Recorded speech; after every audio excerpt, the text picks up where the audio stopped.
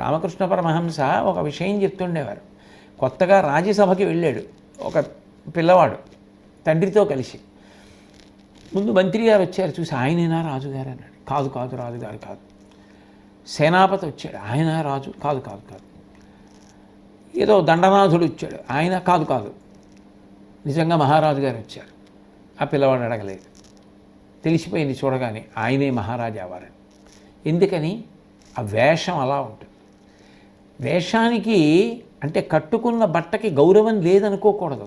కట్టుకున్న బట్టకి ఎంతో గౌరవం ఉంటుంది. మీరు ఎలా కట్టుకున్నారు, ఏ రకంగా కట్టుకున్నారు అన్నది కూడా గౌరవం. రెండు, ఆత్మస్థైర్యాన్ని, చేస్తున్న పని మీద అంకిత భావాన్ని ఏర్పాటు చేస్తుంది.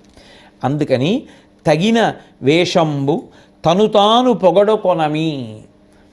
ఎప్పుడూ కూడా అందరిలోనూ ఏదో ఒక సుగుణాన్ని చూస్తూ ఉండడం. ఎవరి పేరు చెప్పండి, ఆయన అండి, బా చాలా గొప్పడండి, మహానుభావుడు, ఎంత మంచి గుణం ఉందనుకుంటున్నారు అని ఏదో ఒక మంచి గుణం గురించి మాట్లాడుతున్నాడు. అది తన దగ్గరకు వచ్చిందనుకోండి, నవ్వి ఊరుకోడు.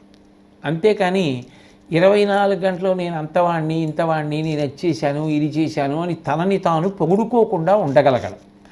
ఆత్మస్థుతి, పరనింద ప్రమాదకరమైనటువంటి లక్షణాలు. పైగా మహాభారతంలో ఒక చోట కృష్ణ పరమాత్మ ధర్మరాజు గారితో అన్వయం చేయిస్తాడు కూడా. తనను తాను పొగుడుకోవడం అంటే తను మరణించడంతో సమానం. అందుకని తనను తాను ఎప్పుడూ పొగుడుకోకూడదు. అలా పొగుడుకోకుండా ఉండేటటువంటి మంచి లక్షణం ఉండడం. నొచ్చియును కీడు వలుకమి. ఎంత మనసు కష్టపడనివ్వండి, అవతల వాళ్ళకి కీడు కలగాలి అనేటటువంటి మాట అనకుండా ఉండగలగడం. వాళ్ళు పాడైపోవాలి అనకుండా ఉండగలగడం. ఎందుకని? తను అంత బాధపడుతున్నాడు, వాళ్ళకి ఆ బాధ కలగాలని తాను ఎందుకు అనాలి? తన బాధకి ఒకవేళ అవతల వాళ్ళు కారణమైతే వాళ్ళది తెలుసుకుని ఇక పైన ఎప్పుడూ అట్లా ఉండకుండా స్నేహభావంతో ఉండాలని కోరుకో. అది ఉదాత్తత. అంతేకాని అవతల వాళ్ళకి బాధ రావాలని మాత్రం కోరవద్దు. కాబట్టి నొచ్చియును కీడు వలుకమి ఇచ్చి వగవకునికి. ఒకరికి ఒకటి ఇచ్చామనుకోండి, ఏదో సహాయం చేశాం, ఎవరికో ఏదో ఇచ్చాం. ఇచ్చిన దగ్గర నుంచి అయ్యో పర్వాలేదంటారా, ఇచ్చాను అనవసరంగా ఇచ్చానంటారా, ఎక్కువ ఇచ్చానంటారా, అంత అక్కర్లేదంటారా, ఇంత ఇస్తే సరిపోయేదంటారా అని ఇంకా అదే పనిగా దాని గురించి ఆలోచించకూడదు. ఎందుకని అంటే ద్వైపం అని చెప్పి ఓ లక్షణం ఉంటుంది. ప్రపంచంలో ఏ ప్రాణి కూడా చేతితో తీసి నోట్తో పెట్టుకునేటటువంటి అధికారం అన్నీ పొంది ఉండవు. కొన్ని ప్రాణులకే అధికారం. ఒక ఏనుగు ఉందనుకోండి, తిన్నగా వెళ్ళి నోటితో పట్టుకుని తినదు. ముందు తొండంతో పట్టుకుని, తొండం దానికి చెయ్యి, తొండంతో పట్టుకుని నోట్లో పెట్టుకుంటుంది. కోతి ఉందనుకోండి, పట్టుకుని చేత్తోటి నోట్లో పెట్టుకుంటుంది. మనిషి ఉన్నాడనుకోండి, చేత్తో పట్టుకుని నోట్లో పెట్టుకుంటాడు. అంటే తను లోపలికి తీసుకోవాలి అంటే 2 అంచెలు. ఒకరికి ఇచ్చేయాలనుకోండి, ఒకటే అంచె ఇలా ఇచ్చేయడమే, 2 అంచెలు ఉండవు. నువ్వు ఇచ్చిందేదో అది నీ అభ్యున్నతికి కారణం. నువ్వు తినేసిందేదో, అది నువ్వు పుచ్చేసుకున్నదేదో, అది నిజానికి ఇచ్చినదంత గొప్పదేం కాదు. అందుకే పుచ్చుకుంటే 2 అంచెలు, ఇస్తే ఒకటే అంచె. అవి ఉత్తమ సంస్కృతి కలిగినటువంటి ప్రాణులని గుర్తు. అందుకే మనుష్యుడు అంత గొప్ప సంస్కారవంతుడు. అన్ని ప్రాణులలోకి మనుష్యుడు గొప్పవాడు అంటారు. ఎందుకనంటే ఇచ్చేటప్పుడు అలా ఇవ్వడం, పుచ్చుకునేటప్పుడు ఆలోచించి పుచ్చుకోవడం. అయినప్పుడు ఒకరికి ఇచ్చావు అంతే, వదిలిపెట్టేసేయి ఇంకా అక్కడతోటి. అంతేకాని ఇచ్చినది తక్కువ, దాని గురించి ఇక అదే పనిగా ఆలోచన చేస్తూ ఉండడం. పైగా ఇచ్చిన దానికి వాడు కృతజ్ఞుడై ఉండాలని, కనపడ్డప్పుడల్లా అది గుర్తు చేస్తూ ఉండాలని, మీరు ఇలా నాకు సహాయం చేశారని కోరుకుంటూ ఉండడం, వాళ్ళు చెప్పలేదని బాధపడుతూ ఉండడం, చూసావా వాళ్ళు మళ్ళీ ఎప్పుడూ అనలేదు ఇంకా నాతోటి అని బాధపడుతూ ఉండడం. ఇటువంటివి మంచి లక్షణాలు కావు. ఒకసారి ఒకరికి ఇచ్చిన తరువాత ఇక నేను ఇంత ఇచ్చానని కానీ, అంత ఇచ్చానని కానీ, ఎక్కువ ఇచ్చానని కానీ, అంత అక్కర్లేదా అని కానీ బాధపడవలసినటువంటి లక్షణము ఉండరాదు. అంటే ఉండవలసినది ఇచ్చే ముందే ఆలోచించి ఇయ్యి. ఇచ్చిన తర్వాత తృప్తిగా హాయిగా సంతోషంగా ఉంటాం. అంతేకాని ఇచ్చిన దానికి బాధపడడం నేర్చుకుంటే మనిషి అనేక రకాలుగా పతనమైపోతాడు. కాబట్టి అటువంటి పరిస్థితి తెచ్చుకోవద్దు. తనకెంత నడవకయున్నా పదము తప్పకుండుట. తనకి ఎంత కష్టమైనా రాని, ఎన్ని ఇబ్బందులైనా కలగని, తాను మాత్రం తాను ప్రవర్తించవలసినటువంటి రీతి నుండి కానీ, తన యొక్క ఆచారము నుండి కానీ, తన యొక్క ధర్మానుష్ఠానము నుండి కానీ జారిపోకుండా నిలబడి ఉండగలగడం. మీరు శ్రీరామాయణాన్ని పరిశీలించండి. రాముడు కానీ సుగ్రీవుడితో చెలిమి చెయ్యకుండా వాలితో చెలిమి చేసి ఉంటే రామాయణంలో సుందరకాండ యుద్ధకాండ అక్కర్లేదు. ఎందుకని అంటే వాలికి రావణాసురుడికి అపవిత్రమైన సంధి ఉంది. ఆయన ఏది అనుభవించినా వాలికి ఇవ్వాలి, వాలి ఏది అనుభవించినా మళ్ళీ దాన్ని అనుభవించమని రావణుడికి ఇవ్వాలి. వాళ్ళిద్దరి మధ్య సంధి, అంగీకారం. వాలంటే రావణాసురుడికి చాలా భయం. ఎందుకంటే ముప్పు తిప్పలు పెట్టాడు రావణాసురుడిని. వాలి చిటిక వేస్తే సీతమ్మని తీసుకొచ్చి ఇచ్చేస్తాడు. కానీ వాలే దోషం చేసి ఉన్నాడు. తన తమ్ముడు బ్రతికున్నాడని తెలిసి తమ్ముడైన సుగ్రీవుడి భార్య రుమని తన భార్యగా ఉంచుకున్నవాడు. అయినప్పుడు అటువంటి దోషంతో ప్రవర్తిస్తున్నవాడితో సంధి చేసుకుని నా భార్యని తెచ్చుకోవడం కన్నా ఇంకా ఇప్పుడున్న కష్టమే కాదు, ఇంకా కష్టాలు వచ్చినా ధర్మపదం తప్పను అని వాలిని నిగ్రహించి సుగ్రీవుడితో చెలిమి చేసుకున్నాడు. దానివలన సుందరకాండ యుద్ధకాండ వచ్చాయి. దానివలన రామచంద్రమూర్తి యొక్క పేరు, రాముడి యొక్క కథ లోకంలో శాశ్వతంగా ఉండిపోయింది. అందుకంది కౌసల్య, వనవాసానికి రాముడు బయలుదేరుతుంటే యం పాలయసి ధర్మం త్వం ధృత్యాచ నియమేనచ సవై రాఘవశార్దూల ధర్మస్త్వాం అభిరక్షతు అంది. రామ, ఇంతకాలం నువ్వు ఏ ధర్మాన్ని అనుష్ఠిస్తూ వచ్చావో, ఏ ధర్మాన్ని ఆచరిస్తూ వచ్చావో ఆ ధర్మాన్ని నువ్వు తప్పకుండా అట్లాగే పట్టుకో. దాన్ని ధైర్యంతో పట్టుకో. ఎందుకనంటే అన్నీ కలిసి వచ్చినప్పుడు ధర్మాచరణ చేయడం పెద్ద కష్టం కాకపోవచ్చు. కానీ కాలం వ్యతిరేకమైనప్పుడు, కష్టాలు వచ్చినప్పుడు, నాకు ధర్మం ఏం చేసింది అన్న అనుమానం కలిగినప్పుడు కూడా ధర్మాన్ని విడిచిపెట్టకుండా పట్టుకున్నవాడెవరో వాడి పేరు, వాడి కథ శాశ్వతముగా నిలబడిపోతుంది. యుగాలు దాటిపోయినా వాడి కథ చెప్పుకుంటారు అనడానికి శ్రీరామచంద్రమూర్తి రామాయణ గాథ మనకి ప్రత్యక్ష నిదర్శనాలుగా లోకంలో కనపడుతున్నాయి. కాబట్టి ఇన్ని కష్టాలు రానివ్వండి, తన పదం నుంచి తాను తప్పకుండా నిలబడగలిగినటువంటి లక్షణము ఎవరికి ఉన్నదో అది చాలా చాలా గొప్ప లక్షణం. అంతేకాని కష్టం వచ్చిందనో అవకాశం వచ్చిందనో ధర్మాన్ని త్యాగం చేసేస్తూ ఉండడం, అప్పుడు సిద్ధాంతం అన్న మాటకు అర్థమేముంది? ఏది ఏమైనా కానివ్వండి, నేను నమ్ముకున్నటువంటి సిద్ధాంతాన్ని మాత్రం నేను విడిచిపెట్టకుండా నిలబడతాను అని చెప్పి నిలబడగలగడం గొప్ప. నేను నమ్ముకున్న శాస్త్రాన్ని ఆచరిస్తాను, ధర్మాచరణం చేస్తాను తప్ప కలిసి వచ్చినప్పుడు ధర్మాన్ని వదిలిపెట్టను. ఇది వదిలిపెడితే కలిసి వస్తుందన్నా వదిలిపెట్టను. ఈ ధర్మాన్ని పట్టుకోవడం వల్ల నాకు ఇన్ని కష్టాలు వచ్చాయన్న భావన మనసులో కలిగినా, 10 మందికి ఆ సమయంలో అనిపించినా, అట్లా ఎవరైనా అన్నా నేను ధర్మాన్ని విడిచిపెట్టాను అని ఎంత కష్టం వచ్చినా ధర్మాచరణము మాత్రము తప్పకుండా చెయ్యగలిగినటువంటి వాడు ఉంటాడే, వాడు సమున్నతమైనటువంటి వ్యక్తి. ఆయన నిజంగా మెచ్చుకోదగ్గ వ్యక్తి. ఎవరా వ్యక్తి? ఎవరో కాదు, ధర్మరాజు గారే. ఎన్ని కష్టాలు వచ్చాయి. 12 ఏళ్ళు అరణ్యవాసం అంటే మాటలా? భార్య ద్రౌపదీదేవిని సభలోకి ఈడ్చి తేవడం అంటే, సహనం వహించాడంటే మాటలా? 1 సంవత్సరం అజ్ఞాతవాసం అంటే మాటలా? ఇన్ని కష్టాలు పడి కూడా ధర్మాన్ని తప్పకుండా అనుష్ఠించడం ఎంత గొప్ప విషయం. తనకెంత కష్టం వచ్చినా ఆయన తాను నడవవలసినటువంటి మార్గాన్ని విడిచిపెట్టలేదు. ఒకరికి ఇస్తే ఇచ్చిన దానికి వగవలేదు. ఎంత తనకి బాధ కలిగినా అవతల వాళ్ళని నింద చేసి వాళ్ళు నాశనమైపోవాలన్న మాట మాత్రం తాననలేదు. నిజంగా అటువంటి భావన ఉన్నవాడైతే ఘోషయాత్ర సమయంలో దుర్యోధనుడు ఏమైపోతే నాకేమిటని వదిలియచ్చు. కానీ అలా అనలేదు. అటువంటి వాడు తనను తాను ఎప్పుడూ పొగుడుకునేటటువంటి లక్షణం ఉన్నవాడు కాడు. ఎప్పుడు పొగిడినా కృష్ణ పరమాత్మని పొగుడుతాడు, పెద్దలని పొగుడుతాడు. అందరిలోనూ ఏదో ఒక మంచి గుణాన్ని చూసి ఆ గుణాన్ని ప్రస్తుతి చేస్తాడు, వారికి నమస్కారం అంటాడు. అంతేకాని అనవసరంగా అదే పనిగా అవతల వాళ్ళల్లో ఏదో ఒక గుణాన్ని చూసి విమర్శించడం అలవాటు లేనివాడు. ఎవరి పేరు చెప్పండి, ఏదో వాళ్ళలో ఉన్న లోపం చెప్పడం, వాళ్ళని విమర్శిస్తూ ఉండడం. వాళ్ళు మరి చేసిన మంచి పనులు, వాళ్ళకున్న మంచి గుణాలు ఒక్కటి కూడా లేవా అంటే నాకు కనపడలేదనాలి అంతే అప్పుడు. అంతేగాని అసలు అవతల వారిలో ఒక్క మంచి గుణం లేకుండా ఎలా ఉంటారు? తప్పకుండా ఉంటాయి ఏదో మంచి గుణం. ఆ లక్షణం నీకుంటే అవతల వారి మంచి గుణం ముందు జ్ఞాపకానికి వస్తూ ఉంటుంది. ముందు జ్ఞాపకానికి వస్తే అవతల వారు కాదు, మనం శాంతంగా ఉంటాం, మనం ప్రశాంతంగా ఉంటాం. రెండు, కోపం రాకుండా ఉంటుంది. అందరితోటి స్నేహభావనతో ఉండగలం, అందరితోనూ కపటం లేకుండా ఎంతో ప్రేమభావనతో ప్రవర్తించగలం. అందుకే తనను తాను పొగుడుకోడు, అందరినీ పొగుడుతాడు. ఎందుకని అంటే అందరి యందు మంచి గుణాలు కనపడుతూ ఉంటాయి. తనను తాను పొగుడుకోవడం గొప్పకి ఏముంది కనుక అనిపించిన నాడు పొగుడుకోడు.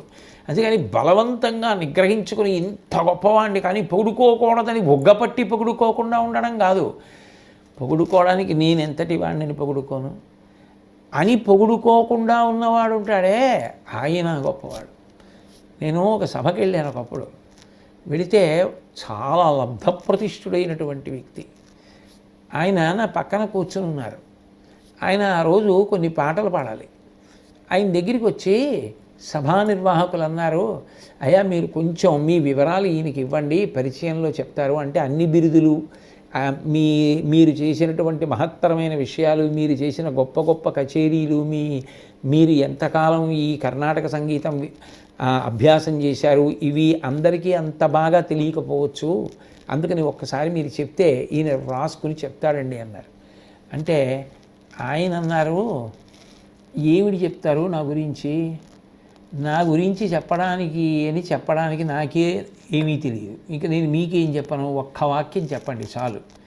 త్యాగరాజస్వామి వారి కీర్తనలు, శ్యామశాస్త్రి గారి కీర్తనలు, దీక్షితారి గారి కీర్తనలు ఈ జన్మలో పాడుకునే అదృష్టాన్ని పొందినటువంటి భాగ్యశాలి అని చెప్పండి చాలు, అంతకన్నా ఇంకేం అక్కర్లా. ఈయన పేరిది.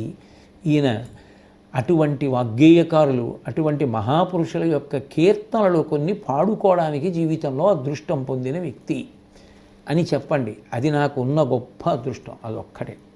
అది వారి కీర్తనలు పాడుకోవడం నా అదృష్టం, అంతకన్నా నా గురించి చెప్పడానికి ఏం లేదన్నారు. నాకు నిజంగా ఎంత ఆశ్చర్యం వేసిందో. ఇది కదా విదురుడు చెప్పింది అనిపించింది. కొందరి యొక్క పరిస్థితి అట్లా ఉంటుంది. ఆ పొగడడాలు, పొగిడించుకోవడాలు ఇవన్నీ వాళ్ళు అంత ఇష్టపడరు. అది ఎందుచేత అంటే యథార్థంగా వాళ్ళల్లో ఒక భావన ఉంటుంది, మనం ఎంత వాళ్ళం కనుక ఇవన్నీ కోరుకోవడానికి. అది చాలా గొప్ప విషయం కదా, అసలు విద్య వలన రావలసిన వినయమే అది. కాబట్టి ఇవన్నీ ఉన్నవాడు ధర్మరాజు. అటువంటి గుణములు ఎక్కడున్నాయో అక్కడ ధర్మం ఉన్నదని గుర్తు. అవే కదా ప్రవర్తనకు మంచి చేసేవి, నడవడి కొప్పు చేయు, ఆ నడవడి ధర్మం.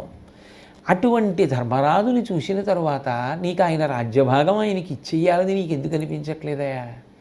ఇన్ని మంచి గుణములు కలిగినటువంటి వాడు, అటువంటి వాడు కాలంలో ప్రవర్తిస్తున్న కొద్దీ ఆ గుణములు ఆచరణలోకి వస్తుంటాయి. కాబట్టి ఆయన కీర్తి ఇంకా ఇంకా ఇంకా ఇంకా పెరుగుతూ ఉంటుంది. ఆ గుణములు లేకపోతే కాలంలో నడవడి ఏం చేస్తుందంటే పట్టి కిందకి లాగేస్తుంది. రామకృష్ణ పరమహంస ఒక కథ చెప్తుండేవారు. ఒక ఉడుము ఒకటి ఉండేది. ఆ ఉడుము మూతికి ఏదో తేనె రాస్తే అది ఇంకా ముందు తేనె ఉందనుకుని ఆ తేనె నాకుతూ గోడ నిలువుగా ఎక్కేది, బల్లి ఎక్కినట్టు. కొంతమంది పిల్లలు చూశారు, ఇది భలే ఎక్కుతుందిరా ఈ ఉడుము అని చెప్పి వాళ్ళు ఏం చేశారంటే చాలా పెద్ద రాయి ఒకటి దాన్ని తోకకి కట్టారు. ఆ ఉడుము ఏం చేసేదంటే 4 అడుగులు ఎక్కేది, వెనక తోకకి రాయి ఉంది కదా, పెద్ద రాయి 4 అడుగులు ఎక్కేటప్పుడు కింద పడిపోయేది. 4 అడుగులు ఎక్కా కింద పడిపోను. దాని తోకకి రాయి ఉంది, అది లాగేస్తోందన్న విషయం దానికి తెలియదు. తనని తాను పొగుడుకోవడం అలవాటు పడిపోయినవాడు, ఎప్పుడూ తనలో తానే గొప్పతనాన్ని చూసుకోగలిగినవాడు, ఎవరిలోనూ గొప్పతనం కనపడనివాడు, తోకకి రాయి కట్టుకున్నటువంటి ఉడువు లాంటి వాడు పైకి ఏమెక్కగలడు అంటుండేవారు. అట్లా బలహీనమైనటువంటి లక్షణము కాకుండా మంచి లక్షణములు కలిగినటువంటి వాడు జీవితంలో కాలాన్ని గడుపుతున్నప్పుడు, ఆయన ప్రవర్తిస్తున్నప్పుడు ఆ ప్రవర్తన చేత ఆయన మరింత కీర్తిని సముపార్జించుకుంటాడు. ఎందరికో ఆయన ఉపకారం చెయ్యగలిగిన వాడవుతాడు, ప్రభావితుల్ని చెయ్యగలిగిన వాడవుతాడు. అటువంటి స్థితిని పొందాలి అంటే ఇటువంటి గుణములు ఉండాలి కదా ధృతరాష్ట్ర మహారాజా అని విదురుడు అంత అందంగా లోపల ధర్మరాజు గురించి మాట్లాడుతూ పైకి అందరూ అలవరుచుకోవలసినటువంటి మంచి గుణములను గురించి ప్రస్తావన చేశాడు. ఆయనే అంటాడు, వెలది, జూదంబు, పానంబు, వేట, పలుకు ప్రల్లదనంబును, దండంబు పరుసదనము, సొమ్ము నిష్ప్రయోజనముగ వమ్ముసేత అనుడు సప్త వ్యసనముల చనదు తగులా. ఇందులో ప్రధానంగా తెలుసుకోవలసినటువంటి విషయం నిజానికి ఏది అంటే వ్యసనము అన్న మాటే. ఎందుకని అంటే మిగిలినవన్నీ కూడా పెద్ద విశేషంగా వర్ణించి చెప్పవలసినవి, వివరించి చెప్పవలసినవి కావు. వాటి పేరు చెప్పేటప్పటికే వాటి గురించి అందరికీ అర్థమయ్యే విషయాలే అందులో ఉన్నాయి. చెప్పవలసినది ఏది అంటే వ్యసనము అన్న మాట గురించే బాగా తెలుసుకునే ప్రయత్నం చేయాలి.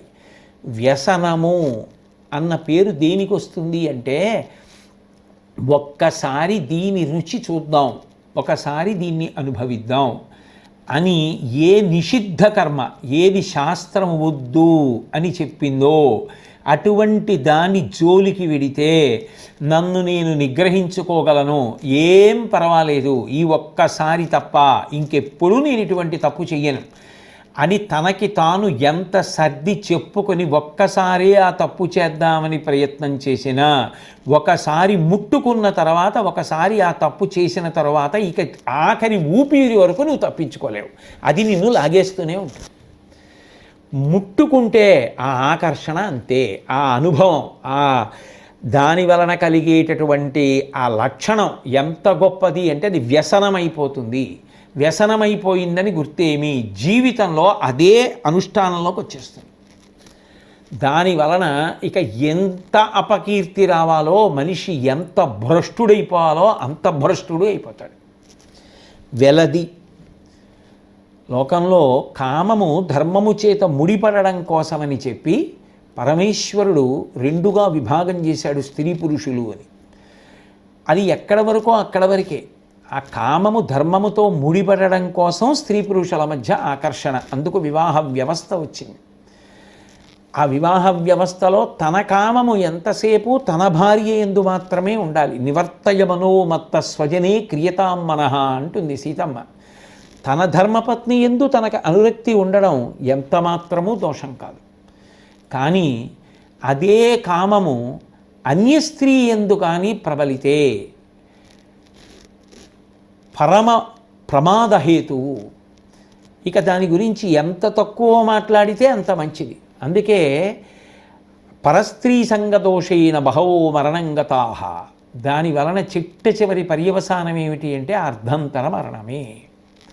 కాబట్టి ధర్మబద్ధము కాని స్త్రీ వ్యసనము, జూదంబు, ధర్మబద్ధమై సంసారంలో వివాహంలో భార్యాభర్తలుగా ప్రవర్తించడం అనేటటువంటిది ఉదాత్తం. ఆమె ధర్మపత్ని, ఆమె పక్కన ఉపకరణం, లోకంలో వృద్ధిలోకి రావడానికి అది కారణం తప్ప మనసు అన్యమైనటువంటి భావనలతో అన్య స్త్రీల యందు ప్రవేశించకుండా ఉండేటట్టుగా నిగ్రహించుకోవడం ఎవరికి వారికి చేత కావాలి. అందుకే ఒక మాట అంటుంటారు, ఇత్తడి గిన్నెలో పోసుకు తాగినా, మట్టి పిడతలో పోసుకు తాగినా, బంగారు పాత్రలో పోసుకు తాగినా, వెండి పాత్రలో పోసుకు తాగినా పాయసం మాత్రం ఒక రుచితోనే ఉంటుంది. పాయసమే రుచి చూడాలనుకున్నవాడికి తనకి జీవితంలో దొరికిన పాత్ర చాలు. పాయసం లభించడానికి ఆ పాత్ర కారణమైంది. అంతకన్నా గతి తప్పిన వాడికి, దాటకూడని గీత దాటిపోయిన వాడికి పాత్రలు అనేకముల యందున్న పాయసం తాగాలి. తాగుతున్న పాయసం ఒకటే. అనేక పాత్రల కోసం ప్రయత్నించడంలో వాడు పతనం అయిపోతాడు. ఇంతకన్నా చెప్పడం నాకు సాధ్యం కాదు.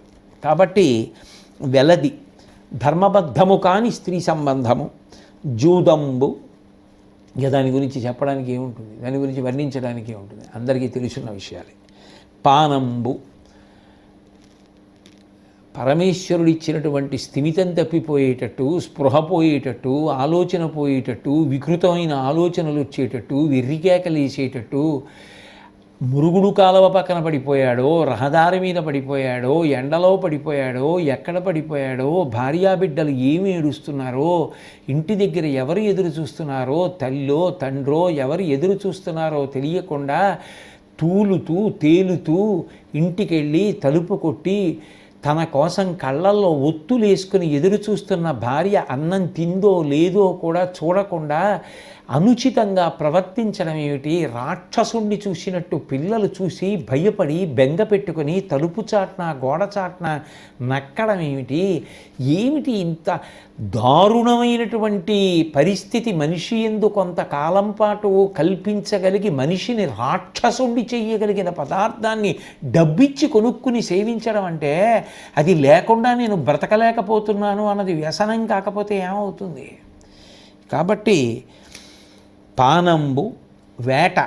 వేట అంటే ఏదో అరణ్యంలోకి వెళ్ళి ప్రాణుల్ని చంపాలని అనుకోక్కర్లేదు. పూర్వం అంటే ఎందుకు వెళ్ళేవారు అంటే రాజులు క్రూర మృగాల సంఖ్య పెరిగిపోతే సాధు మృగాల్ని ఊళ్ళల్లోకి వచ్చి చంపేస్తుంటే క్రూర మృగముల సంఖ్య తగ్గించడానికి వెళ్ళేవారు. వాళ్ళకి ఆ సమర్థత ఉండేది కాబట్టి. ఇప్పుడు వేట అంటే బహుశా ఏమని అన్వయం చేయవలసి ఉంటుంది అంటే ఎప్పుడూ కూడా ఎవరినో బాధ పెట్టి తాను సంతోషపడుతున్నాడు. ఓ మాట అన్నాం, ఆయన బాధపడ్డాడు అనుకోండి, సంతోషం. అవతలవారు బాధపడితే తాను సంతోషపడుతూ ఉండడం. అవతలవారు చిన్నపిల్లాడు, వాడిని ఏదో చేయడం, వాడు బాధపడుతుంటే వాడు ఏడుస్తుంటే ఈయన సంతోషిస్తూ ఉండడం. అది క్రమంగా ఏమవుతుందంటే అలా నిలబడతాడు, చెట్టు కొమ్మ విరిచేస్తాడు, ఆకు తుంపేస్తాడు, ఓ మొగ్గ గిల్లేస్తాడు. ఎందుకు అంటే ఏదో ఒకటి గిల్లేయాలి, ఏదో ఒకటి కొరికేయాలి, ఏదో ఒకటి నాశనం చేసేయాలి, నలిపేయాలి, పాడు చేసేయాలి, తొక్కేయాలి. లేకపోతే ఆ రహదారి మీద నించుని ఏమిటో కాలుతో రాళ్ళన్నీ తంతూ ఉంటాడు. ఎందుకది? అది అలా వెళ్ళడంలో ఎవరికైనా తగిలితే అంటే ఏమిటో అలా తంతూ ఉంటాడు, లేకపోతే అన్నీ పీకుతూ ఉంటాడు, తుంపుతూ ఉంటాడు, లేకపోతే ఎవరినో ఏదో అంటుంటాడు, ఎవరి గురించో ప్రస్తావన చేసి వాళ్ళనేదో నింద చేస్తూ ఉంటాడు. అంటే ఎప్పుడూ ఎవరినో తక్కువ చేయాలి, ఏదో హింస చేస్తూ ఉండాలి. ఆ హింస చేస్తే కానీ సంతోషం ఉండదు. అది ఎంత ప్రమాదకరమైన మనస్తత్వం. ఇతరుడు సంతోషపడితే తాను సంతోషించడం, ఇతరుల సంతోషం చూసి తాను సంతోషించగలగడం మనిషిగా బ్రతుకుతున్నాడు అనడానికి గుర్తు. అంతేగాని ఇతరులని బాధ పెట్టి ఇతరులు బాధపడుతుంటే తాను సంతోషించడం పైశాచికమైనటువంటి లక్షణం.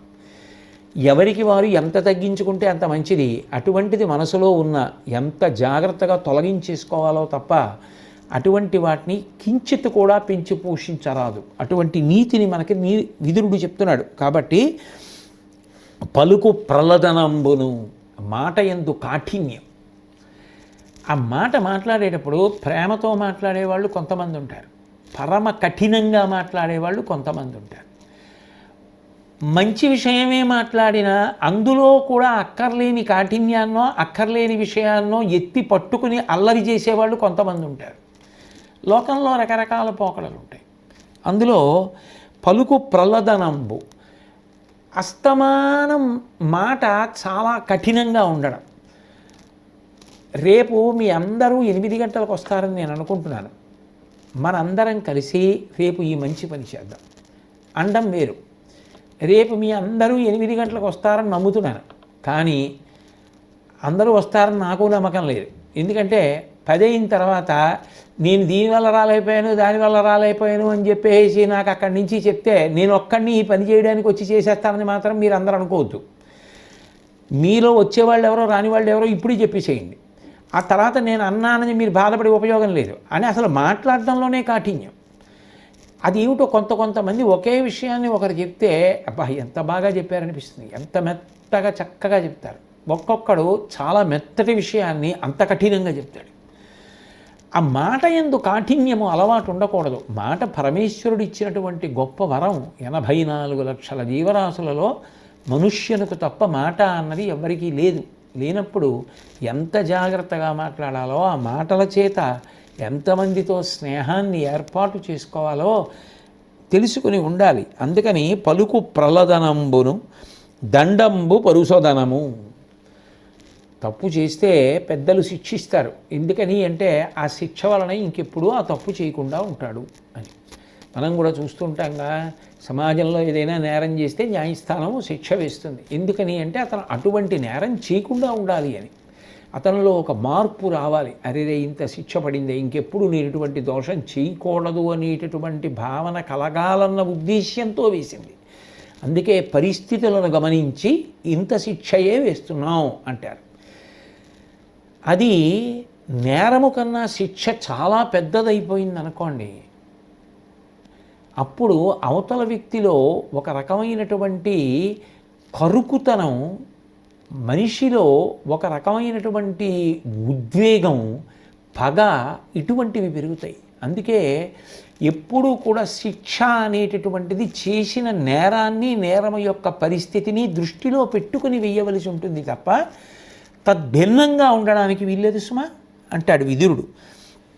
కాబట్టి దండంబు పరుసోదనము సొమ్ము నిష్ప్రయోజనముగా వమ్ము సేత. చేతిలో ద్రవ్యం ఉంది, ఆ ద్రవ్యాన్ని ఉపయోగించు, దాన్ని ఖర్చు పెట్టవలసిందే. ద్రవ్యాన్ని ఖర్చు పెడితేనే కదా ఏదైనా ప్రయోజనం సిద్ధించేది. ఖర్చు పెట్టవలసిందే. మనిషి తనకి తాను ఖర్చు పెట్టుకోవలసిన దానికన్నా చాలా తక్కువగా ఖర్చు పెట్టుకొని తన కోసం తాను ఎంత ఖర్చు పెట్టుకోవాలో అంత ఖర్చు పెట్టుకోనివాడు తనకి తాను ద్రోహం చేసుకున్నవాడు. తాను ఎంత ఖర్చు పెట్టుకోవాలో అంతకన్నా చాలా ఎక్కువ ఖర్చు పెట్టేసిన వాడు భవిష్యత్ తరాలకి ద్రోహం చేసినవాడు. అది వాళ్ళకందవలసింది, ఈయన తినేసాడు. కాబట్టి సొమ్ము నిష్ప్రయోజనముగా వమ్ము సేత. ఏ ప్రయోజనం లేకుండా నిష్కారణంగా సొమ్ము నిరర్ధకంగా ఖర్చు చేసాడు అంటే అదొక వ్యసనం. అదేదో వీపు మీద కొట్టేసినట్టు. జేబులో 50 రూపాయలు ఉంటే ఇక ఒళ్ళు తెలియని స్థితి, ఎంత అహంకారం. అవి అయిపోవాలి, అవి అయిపోయే వరకు కూర్చోలేడు. ఏదో ఒకటి అవసరం ఉన్నా లేకపోయినా వెళ్ళిపోయి ఏదో ఒకటి చేసి అలా 50 రూపాయలు అవి అయిపోయాయి, అమ్మయ్య రోగం తగ్గిపోయిన వాడు ఎంత ప్రశాంతంగా ఉంటాడో, ఆ డబ్బులు అయిపోగానే ఎంత ప్రశాంతంగా ఉంటాడు. అదొక వ్యసనం. అదేమిటి, ఇవాళ నీకేం అవసరం లేకపోవచ్చు, రేపేమైనా అవసరం రావచ్చు కదా.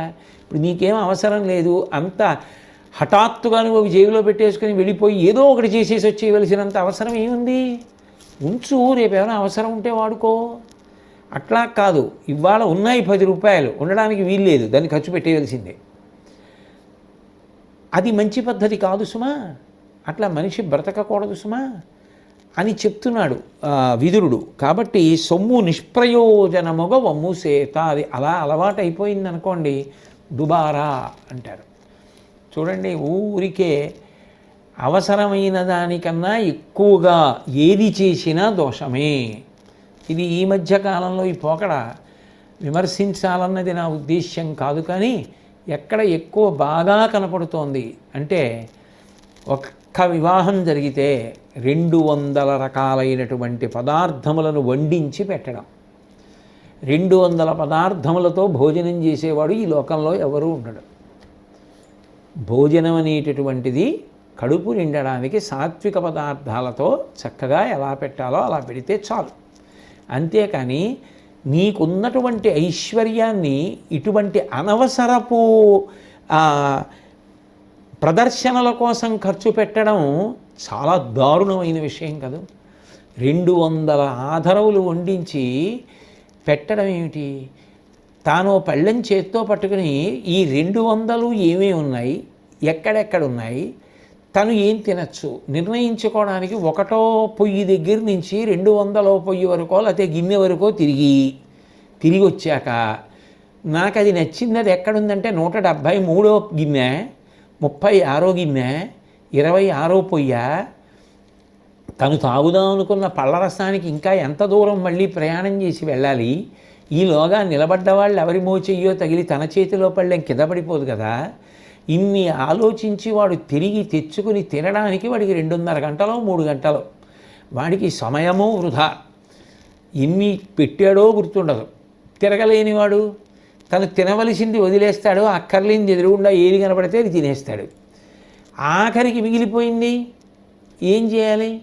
ఆకలితో ఉన్నవాళ్ళు, అన్నం కోసం ఆర్తితో ఉన్నవాళ్ళు ఎందరో ఉన్నారు. ఇదంతా పట్టుకెళ్ళి పెంటపోగులో పొయ్యడం అనేటటువంటిది ఎంత దారుణమైనటువంటి విషయం. ఇవి సొమ్ము నిష్ప్రయోజనముగా వమ్ముసేత. భోజనం పెట్టద్దని ఎవ్వరనరు, పెట్టు, కానీ భోజనం పెట్టేటప్పుడు దానికి ఒక పద్ధతి ఉండాలి. అంతేగాని భోజనం చేయడానికి అన్ని ఆధారములతో ఎవరూ తినరు. ఎందుకు దాని విషయంలో అంత పట్టింపు? దేనికి అంత మరీ అర్థం లేనటువంటి ఆ ప్రదర్శన ఏమిటి? అటువంటివి లేకుండా ఉండడం. ఆ సొమ్ము పెళ్లి చేసుకోవడానికి కష్టపడుతున్న వేరొక వ్యక్తి సహాయానికి నువ్వు అందించగలిగితే ఆ సార్థక్యం కదా. అలాగని నిన్నేమి మరీ చాలా నిరాడంబరంగా చేసేసుకోమని కూడా చెప్పట్లేదు. భోజనం ఎలా పెడతావు అలా పెట్టు. పోనీ నీ కూతురు పెళ్ళి, నీ కొడుకు పెళ్ళి పెట్టాలనుంది, పెట్టు, అది మంచిదే. కానీ 200 ఎందుకు అన్నొద్దు, తగ్గించు. భోజనం ఎలా పెడతారో అలా పెట్టు. ఈ ద్రవ్యం ఉందే, ఈ ద్రవ్యం పట్టుకెళ్ళి అన్నం లేక ఉన్న వాళ్ళకి వాళ్ళు తింటారు. ఈ ద్రవ్యం పట్టుకెళ్ళి పెళ్ళి అవక బాధపడుతున్న వాళ్ళు ఉన్నారు, వాళ్ళకి పెళ్లి చేసుకుంటారు. పెళ్ళి నిశ్చయమయ్యి కళ్యాణ మంటపంలో ఎలా చేసుకోవాలి అని అద్దె కట్టలేని వాళ్ళు ఉన్నారు, వాళ్ళకి పాపం ఉపకారం చేయి, వాళ్ళు నిలబడతారు. అంతేకాని నిష్ప్రయోజనముగా సొమ్ము ఖర్చు పెట్టడం అనేటటువంటి అలవాటు ఒకసారి చేసేసుకుంటే ఇంకా అదే అలవాటు అయిపోతుంది. అది నిన్ను లాగేస్తుంది. ఒకసారి లాగేశాక ఇక చేసేదే ఉండదు. సముద్రపుటొడ్డున జాగ్రత్తగా నువ్వు ఉన్నంతసేపే సముద్రం నా కాళ్ళు కడుగుతోంది కదా అని అహంకరించి సముద్రం ఇంత గొప్పదైనా వచ్చి నా కాళ్ళు కడుగుతోందని ఒక్క 10 అడుగులు ముందుకు వెళ్ళిపోయావో, ఒకసారి కెరటం లాగిందా, ఇక వెనక్కి రావడం నీ చేతిలో లేదు. ముందుకు వెళ్లకుండా ఉండడమే నీ చేతిలో ఉంది. ముందుకు వెళ్లకుండా ఉంటే వెనక్కి తిరిగి ఇంటికి వెళ్ళిపోతావు.